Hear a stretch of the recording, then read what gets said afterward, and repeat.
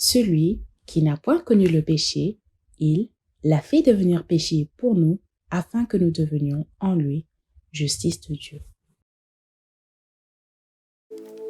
Bonjour à tous et bienvenue dans Silo. Je suis la sœur Coralie et je vais vous conduire dans l'exhortation de ce jour. Nous allons tout d'abord commencer par remercier le Seigneur. Seigneur, je te rends grâce, Seigneur, parce que tu m'as permis aujourd'hui de venir me porter ici devant toi et annoncer ton message. Que ce message, Seigneur, soit le fruit de ta parole. Que ce n'est pas moi qui parle, mais que c'est toi qui parles à travers moi. Que chaque mot, Seigneur, chaque phrase puisse semer dans le cœur de chaque personne qui va écouter quelque chose de grand et de préparer les œuvres que tu as prévues pour eux. Je bénis toutes les femmes qui sont passées avant moi. Je les remercie et rends grâce, Seigneur, pour leur vie et pour les messages qu'elles ont pu passer au travers de Silo. Je te remets ce moment entre tes mains. Merci, Seigneur, de me donner l'assurance, la force et le courage, Papa, de pouvoir porter ton message, parce que tu nous as donné un esprit de force et de courage et non de timidité. Je te remets donc ce moment entre tes mains. Conduis-moi. En ton nom, Jésus-Christ, Seigneur, j'ai prié. Comme je vous le disais, aujourd'hui, nous allons parler de Sarai. Mais tout d'abord, qui est Sarai? Nous allons aller voir dans les Écritures qui est cette grande femme. Alors, lorsqu'on parle de Sarai, il faudrait d'abord regarder la loi de la première mention. Sarah apparaît pour la première fois dans la Bible, dans Genèse 11, 29. On la décrit comme étant l'épouse d'Abraham. Ensuite, elle apparaît dans Genèse 11, 30 comme étant une femme stérile. On va dire, Sarah n'avait pas d'enfant, elle était stérile.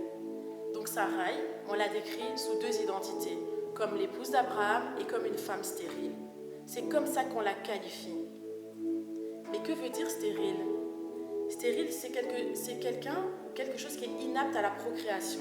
C'est inapte à la reproduction. Quelque chose de stérile, c'est quelque chose où il n'y a rien, comme une terre aride, déserte, vide. Et en l'occurrence, pour Sarah, c'est quelqu'un qui ne donne pas naissance à une descendance. Nous allons aller dans Genèse 12. La Genèse 12, c'est la partie où Dieu appelle Abraham à quitter son pays. Donc nous allons lire Genèse 12, verset 1 à verset 3.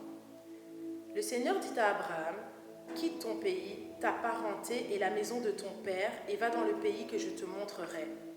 Je ferai naître de toi une grande nation, je te bénirai et je rendrai ton nom célèbre. Tu seras une bénédiction pour les autres. Je bénirai ceux qui te béniront, mais je maudirai ceux qui te maudiront. À travers toi, je bénirai toutes les nations de la terre. » Qu'est-ce qu'on peut constater au travers de ce verset? On constate que pour Abraham, il y a une source de foi, il y a une promesse. Mais pour Sarah, il n'y a rien. Est-elle l'oubliée de Dieu? Parce que ce message n'est que pour Abraham. Sarah, il va tout de même suivre son mari. Donc ils seront appelés à partir à Canaan et ensuite vers l'Égypte. Abraham va donc quitter sa patrie, ses terres, pour répondre à l'appel de Dieu. Et au chapitre 12, toujours au verset 7, le Seigneur apparut pour la première fois à Abraham. Il va lui dire, « Je donnerai ce pays à ta descendance. » On va lire toujours dans Genèse 12, du verset 11 au verset 14. Je lis au nom du Seigneur. « Au moment de pénétrer dans ce pays, il dit à sa femme Sarai, « Écoute, je sais que tu es belle. Quand les Égyptiens te verront, ils se diront que tu es ma femme. Ils me tueront et te garderont en vie. Dis-leur donc que tu es ma sœur, afin qu'on me traite bien à cause de toi. Ainsi j'aurai la vie sauve grâce à toi. » Lorsqu'Abraham arriva en Égypte, les Égyptiens remarquèrent que sa femme était très très belle. Ah là là. Donc Abraham commence par dire que Sarai n'est pas sa femme. Ensuite, il va dire que Sarai est sa sœur. Il expose donc sa femme, il l'abandonne à la convoitise d'autres hommes pour sauver sa propre vie et bénéficier de richesses. Abraham commet sa première erreur. Déformer le statut de sa femme, c'est créer en fait une division dans le cœur de celle-ci et aussi une division dans le couple indirectement. Personne ne peut remplacer Sarai, personne ne peut remplacer ta côte. Lorsque Dieu dit que 1 plus 1 est égal à une seule chair, ce n'est pas pour rien. Personne ne peut remplacer celle que Dieu a unie avec toi. C'était une erreur qu'Abraham a faite. Et Sarai, qu'est-ce qu'elle fait? Sarai, elle se soumet à son mari. Elle est humiliée, elle se sent humiliée parce qu'elle est stérile, parce que son mari l'abandonne comme ça à la convoitise du pharaon et de tout son harem.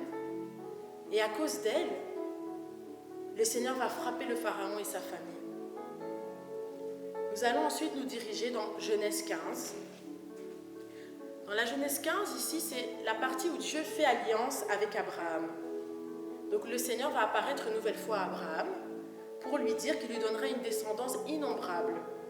Abraham eut confiance au Seigneur et le Seigneur le considéra comme juste. Mais qu'est-ce que ça signifie de faire une alliance? Alliance, c'est un lien. Ça vient du mot hébreu bérit, qui signifie le lien entre deux personnes ou entre plusieurs personnes. C'est ça, faire alliance. Et on voit bien que dans l'alliance abrahamique, les promesses qui lui sont faites sont le signe de cette alliance. Donc si toi aussi tu veux être juste aux yeux de Dieu, il te suffit de croire et d'accepter Jésus comme sauveur. Si tu ne l'as pas encore fait, il n'est pas trop tard. Lance-toi, fais-le, dis-le, note-le, pense-le, mais récite après moi ces mots. Il y a juste à dire, je crois que Jésus est mon sauveur. Je crois que Jésus est mon sauveur. Et je t'accepte, Seigneur, comme étant mon sauveur, comme étant le Seigneur. Tu remercies Dieu et tu peux lui dire merci Dieu, parce que je sais que je suis désormais justifiée à tes yeux. Et je sais que quand je rentrerai dans la mort, quand je mourrai plutôt, je sais que tu m'emmèneras au ciel. Nous allons passer maintenant à Genèse 16. À Genèse 16, qu'est-ce qui se passe? Mais il y a la naissance d'Ismaël. En fait, Sarai ne donne toujours pas d'enfant à Abraham. Et elle dit que le Seigneur l'empêche d'avoir des enfants. Donc elle va envisager de trouver sa propre solution. Qu'est-ce qu'elle va faire? Elle va envoyer son mari à sa servante Agar. Ah, Sarah, quelle femme va envoyer son mari dans les bras d'une autre? C'était aussi la première erreur de Sarai. Parce qu'on dit que dans Proverbe 14:1, que la femme sage bâtit sa maison, mais l'insensé la renverse de ses propres mains. C'est tout simplement ce que Sarai a fait. Cependant, Abraham ne s'est pas fait prier pour aller dans les bras de Agar. Mais Sarai, par la suite, ne va pas supporter l'humiliation ou le mépris qu'Agar va faire face à elle. Parce qu'Agar sera enceinte, va se pavaner devant elle, va lui montrer que c'est moi qui porte l'enfant. Sarah va commencer à s'en prendre à Abraham. Et Abraham va lui dire que fais ce que tu veux, c'est ta servante. Et là, Sarah va la maltraiter à tel point que Agar va partir. Cette attitude résulte tout simplement de la profonde douleur que Sarah a au fond d'elle. Elle est stérile, elle est humiliée et elle n'a pas d'autre choix ou de solution selon elle que d'envoyer son mari dans les bras d'une autre femme. Imaginez une femme qui fait ça. C'est que vraiment elle était noyée au fond de son cœur. Et Abraham, qu'est-ce qu'il fait Abraham dans tout ça? Abraham est celui qui a reçu la vision, c'est celui qui a reçu l'appel, c'est celui qui a reçu la promesse. Mais durant plus ou moins 25 ans, il ne comprend pas cette promesse. Il voit que cette promesse n'arrive pas. Et il est là, il attend. Et donc, il suit sa femme. C'est vrai, quand on est 1 plus 1, on peut suivre les conseils des uns et des autres, mais on ne suit pas sa femme même dans la bêtise. Il faut qu'un puisse rattraper l'autre. Et là, Abraham suit Sarai et se met dans les bras d'une autre femme. C'est une grave erreur aussi. Cependant, on ne peut pas forcément blâmer Sarai. Pourquoi? Parce que Sarai, elle croit en la promesse. Elle croit en cette promesse reçue par Abraham. Mais elle se résigne en laissant sa place à une autre. Peut-être elle se dit que si elle se retire, Dieu répondra à cette promesse. Elle se dit peut-être que c'est elle qui bloque cette promesse, parce qu'elle se dit que la promesse a été faite à Abraham et que comme elle est stérile, la promesse ne peut pas s'accomplir via elle. Et là, effectivement, elle doute de Dieu. Sarai est mise de côté et elle doit subir l'attitude méprisante d'Agar. Elle doit subir Agar qui se pavane. C'est pour ça qu'elle a commencé à la maltraiter. Si on se met à la place de Sarai, on constate que Abraham reçoit une promesse. Agar reçoit aussi une promesse de descendance pour son fils, qui s'appellera Ismaël d'ailleurs. Ismaël qui signifie « Dieu a entendu ». Et pour Sarai, qu'est-ce qu'il y a? Quelle promesse est faite à Sarai? À quoi elle sert?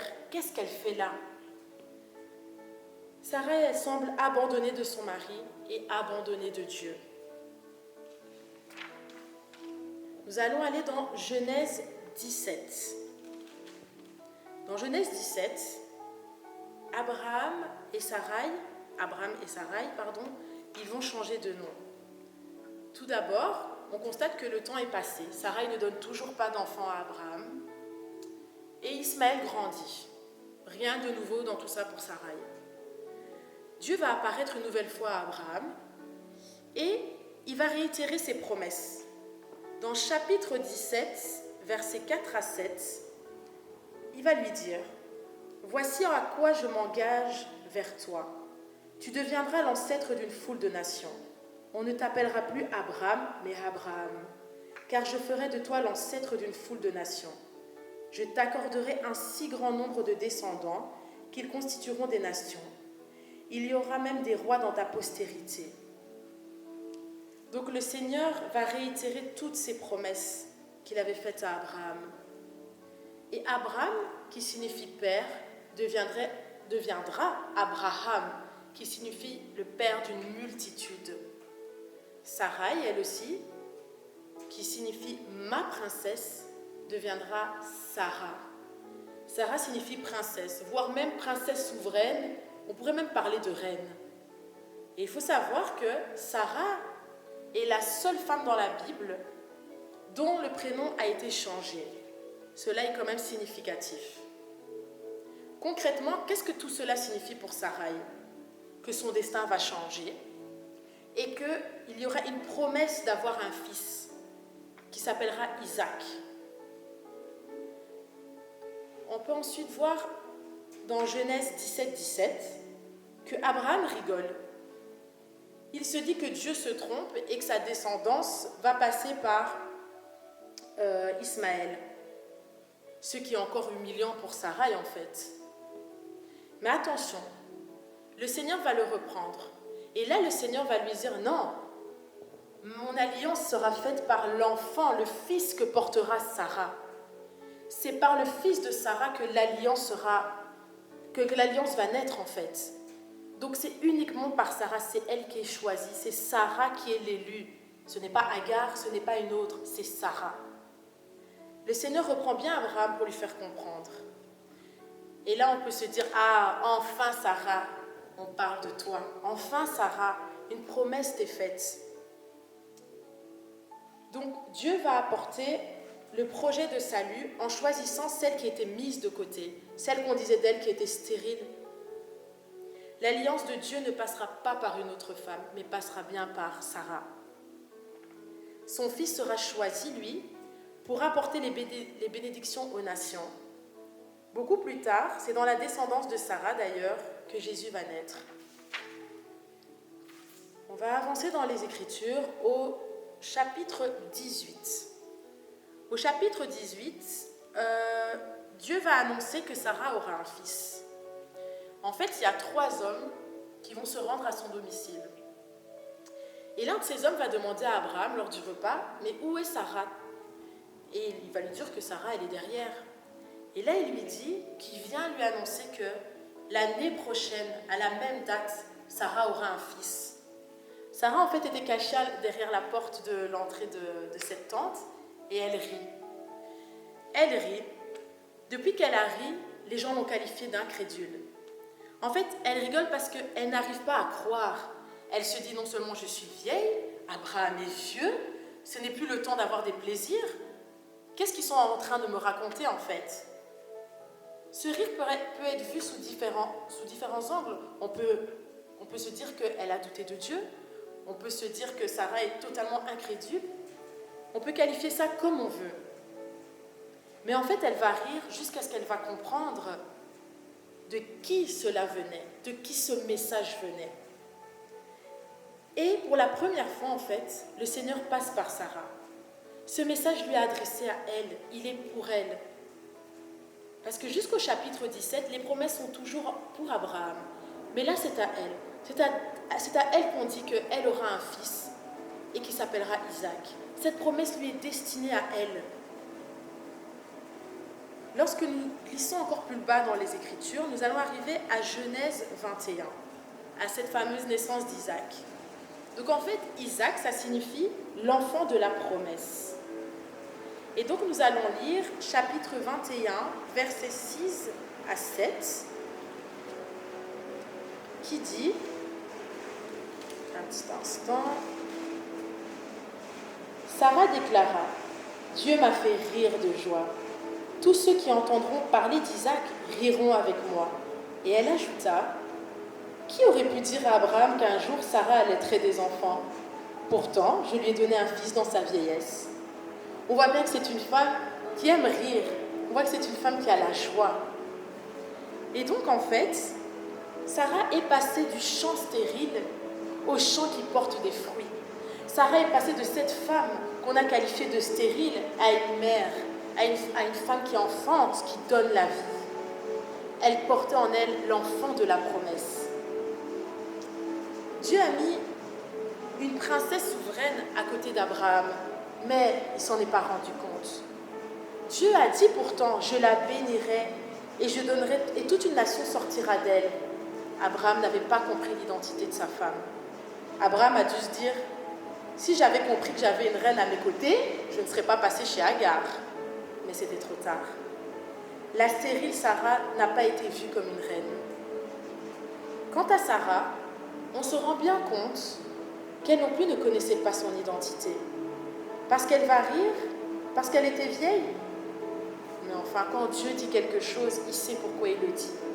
Et toi, connais-tu ton identité? Connais-tu l'identité que tu as en Christ? Lorsque Dieu proclame des choses sur ta vie, il y aura cet accomplissement.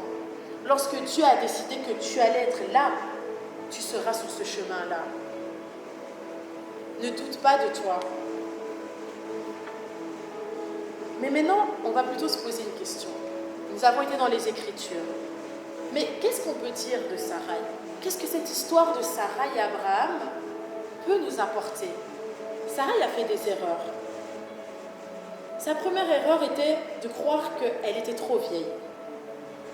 Elle a douté d'être le choix de Dieu et de croire qu'elle ne pourrait être pas la femme de la promesse. Mais cela prouve à quel point elle voulait vraiment en fait que la promesse s'accomplisse.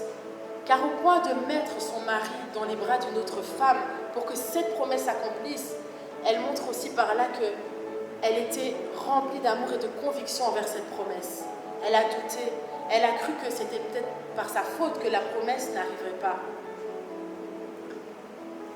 Et sa solution était de mettre Agar sur le chemin d'Abraham.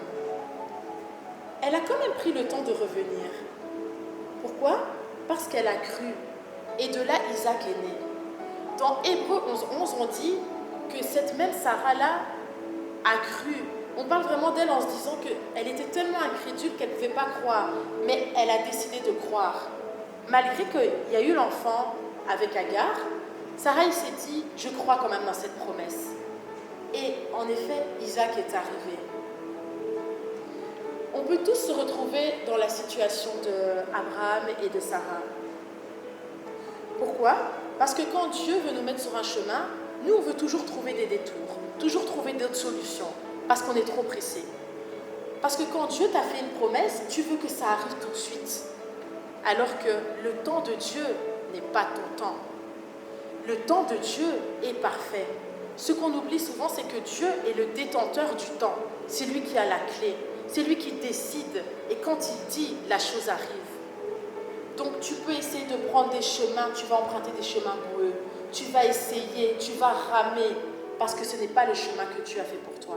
Et quand Dieu appelle quelqu'un, tu peux être n'importe où sur cette terre. Tu vas venir, tu vas répondre à l'appel de Dieu.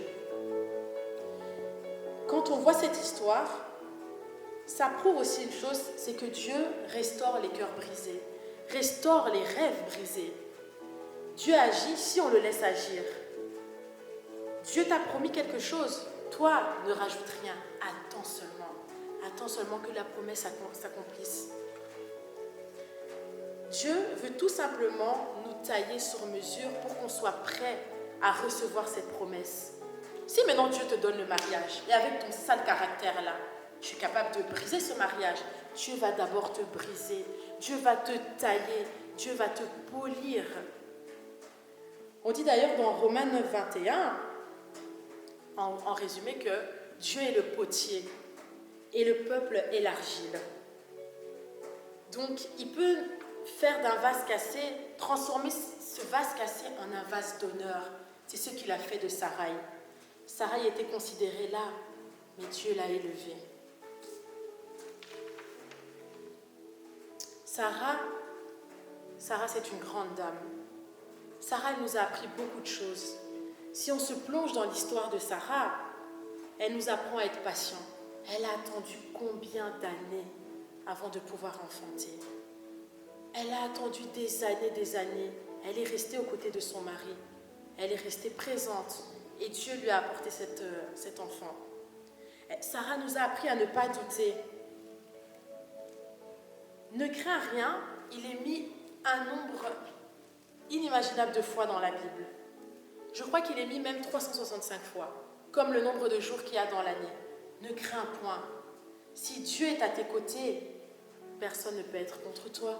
Si Dieu est à tes côtés, qui sera contre toi? Dieu est ce bouclier, Dieu est ton armée, Dieu combat pour toi. Sarah nous a appris à garder la foi. Sarah, c'est vraiment une grande dame de foi. Même si elle a eu 2 obstacles, son âge et sa stérilité, ça aurait pu la faire douter. Ça l'a fait douter, ça l'a fait flancher, mais elle n'a pas quitté le bateau pour autant. Sarah est restée. Elle est restée, elle a attendu cette promesse. Elle a gardé foi. Parce que Sarah voulait voir son mari réussir. Et au travers de tout cet amour, on peut voir à quel point Sarai a l'amour d'une femme qui est aux côtés d'un homme qui est dans le ministère. Sarai aussi nous a appris à savoir ce que Dieu attend de nous. Et même si c'est le mari qui est appelé, Dieu aussi attend de toi. On ne te demande pas de faire ce que le mari fait. Le ministère, c'est à 2. On ne te demande pas d'avoir exactement le même ministère que ton mari, mais tu es là pour avoir cette complémentarité. Vous êtes un. Ce que lui n'a pas, tu peux lui apporter, même dans l'ombre. Et c'est pour ça que je dis que le ministère se fait à 2. Comme Sarah et Abraham. C'est un couple solide comme le roc. Et leur ministère est fait à 2. D'ailleurs, au début, dans Genèse, au tout début, Dieu dit d'ailleurs qu'il bénit les couples. Avant même de parler d'enfants et de mariage, Dieu bénit les couples. Ce couple, en l'occurrence, était béni. Même s'ils ne le savaient pas, même s'ils ne connaissaient pas leur identité, mais ce couple était béni. Et Sarah nous a surtout appris quelque chose, c'est d'aller vers le Seigneur. Tout comme Anne à Silo, là où Anne est partie demander et appeler le Seigneur, Sarah nous montre aussi qu'il faut aller vers le Seigneur. Pourquoi? Parce que Sarah est montée en foi. Elle n'a pas douté, elle est restée ferme. Et c'est par la foi qu'elle a été capable de donner une descendance. Sarah est montée en audace. Pourquoi avoir peur? Si Dieu a prévu ça pour toi, pourquoi tu dois avoir peur? Ça s'accomplira. Pourquoi je dis qu'elle est montée en audace? Parce qu'elle s'est dit, eh bien c'est tout, je me fais belle et je vais aller lui faire cet enfant. Elle était audacieuse. Parce qu'elle se disait pourtant, mais on n'est plus dans l'âge d'avoir du plaisir. Mais elle s'est dit, je vais monter en audace et je vais aller faire cet enfant. Sarah est montée en force à cet âge-là, être enceinte. On sait que c'est fatigant, on sait qu'il y a les hormones, les sautes d'humeur, mais Sarah est montée en force. Dieu l'a fortifiée, Dieu lui a donné le courage de porter et de donner la vie. C'est vraiment magnifique. Donc toi aussi, quand tu es dans la faiblesse, refuse la faiblesse. Si une femme de cet âge-là a pu mettre au monde, rien ici sur cette terre ne peut te faire peur. Refuse la faiblesse dans ta vie. Refuse la faiblesse dans tous tes combats. Et monte avec force. Elle est montée en patience. Ah, ça, pour avoir de la patience, elle en a eu. C'est clair. Pourquoi toi tu es pressé? Pourquoi tu es pressé que la promesse s'accomplisse? Monte en patience. Reste là avec sagesse et patience. Pendant tout ce temps, Dieu sait pourquoi il te fait patienter. Dieu a besoin de te travailler. Dieu a besoin de te polir afin que tu puisses recevoir cette promesse. Et elle est montée aussi en persévérance. Pourquoi? Parce qu'elle a persévéré. Elle ne s'est pas laissée abattue. Même par la grossesse, elle a continué, elle a donné naissance à cet enfant. Alors toi, aujourd'hui, j'ai envie de te demander, quelle Sarah es-tu? Tu es la Sarah stérile? La Sarah qui doute? La Sarah qui rigole? La Sarah qu'on qualifie d'incrédule? La Sarah qu'on a qualifiée comme quelqu'un qui n'avait rien, qu'il n'y a rien dans cette terre, que c'est aride? Ou tu es la Sarah qui porte, qui donne? Lorsque Dieu te donne, toi tu rends ça fécond. Tu accouches la promesse, tu accouches ce que Dieu attend de toi. Tu es quel genre de Sarah? Pose-toi la question. Le Saint-Esprit est un esprit de gloire qui habite en toi. Ce n'est pas un esprit de faiblesse. Donc, tu dois manifester la gloire de Dieu en toi, tout comme Sarah l'a fait. Le Saint-Esprit, on dit même que c'est un gentleman. Pourquoi? Parce que si tu lui laisses la place, il la prend. Il va prendre cette place et faire de toi quelque chose de véritablement magnifique. Il va te polir, te chérir. Et bien sûr, tout va commencer par le brisement. Sarah est passée par les humiliations, mais Dieu l'a élevée. Il lui a donné une descendance. C'est la matriarche, c'est la mère d'une multitude. Alors toi aussi, fais comme Sarah. Accroche-toi à la promesse. Ne doute pas, ne faiblis pas, même quand c'est dur, combat. Connais aussi ton identité en Christ. Tu peux faire de grandes choses. Dieu nous appelle à faire de grandes choses. Nous allons tout doucement clôturer. Et je voulais te dire que si tu doutes et si tu as peur, dépose tout à Dieu. Dépose-lui tes fardeaux, dépose-lui tes peines. Il va t'écouter. Ouvre-lui juste ton cœur. Accepte-le comme Jésus-Christ, comme Seigneur et Sauveur dans ta vie. Regarde, il fait des grands miracles. Et rappelle-toi toujours par quoi Sarah est passée. Parce que n'importe qui peut se retrouver dans l'histoire de Sarah. Quand Dieu te fait une promesse, ne sois pas pressé. Gagne en foi, gagne en patience, gagne en sagesse, gagne en persévérance. Accroche-toi à la parole. J'espère que ce message a pu vous bénir et apporter dans la vie de chacun un peu plus de joie et de bonheur.